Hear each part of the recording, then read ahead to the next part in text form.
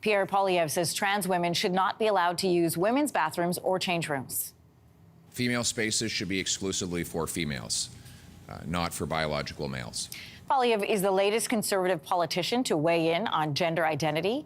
The premiers of New Brunswick, Saskatchewan, and Alberta have all introduced changes to the way issues of gender are treated in schools, with the latter also restricting minors from accessing gender-affirming care. With us this morning is Jake Starrett-Farr.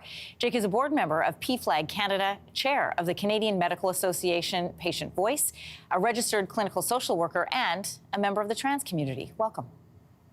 Thank you. I want to start with the latest news this morning, which is a letter, an open letter that your organization has released to Pierre Poilievre. It says in part, hateful rhetoric, like what you and other elected officials continue to propagate, is not just words. It directly leads to and contributes to violence against 2SL LGBTQ2 IA plus individuals and communities. How does it feel, Jake, to see these changes being legislated by provinces and comments being made by a man who you end your letter describing him as someone who is hoping to be prime minister and thinking of all Canadians, not just select groups? Yeah, thank you. The part of that is scary is that the amount of misinformation that is going out that unfortunately some people who right now are in the spotlight because of their political power. They're putting out misinformation and people are listening to that. So when those kind of words are said about, female, only biological females can be in there, it really keeps that perpetuation that trans women are men trying to, go after women and be predators. And so it just continues that sort of like transphobic sort of rhetoric that goes around. And we're seeing this now. We were seeing some good progress, and now we're seeing some backward movement. And I think that's a little bit scary for people in the trans community. A little bit scary or a lot scary? It's a lot scary because actually we're seeing quite a bit of movement, and we're seeing it started out with just a little bit of pronouns, and then now it's like they want to, politicians are getting involved in spaces that they do not belong in with medical care, healthcare. Both the Canadian Pediatric Society and the Canadian Medical Association have penned letters saying that there's no place for politics in healthcare this month.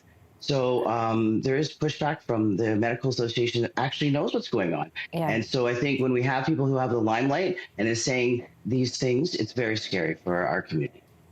I guess I'm curious, Jake, why this community? Why do you think that this has become the touchstone for certain politicians? Well, unfortunately, we are seeing some pull from the United States coming up here. That's sort of like, it's more fringe sort of talk. People don't understand gender. So if gender is very hard, if you're not someone who's ever thought about your gender, then it's not something that you're going to think about every day. So for folks that are gender diverse, it is it's a place where people don't understand you. People tell you that you shouldn't exist. All those things. And so when we start seeing that coming up, it is really going to affect the trans community specifically. Because sometimes people don't meet society's standards of how they're supposed to look.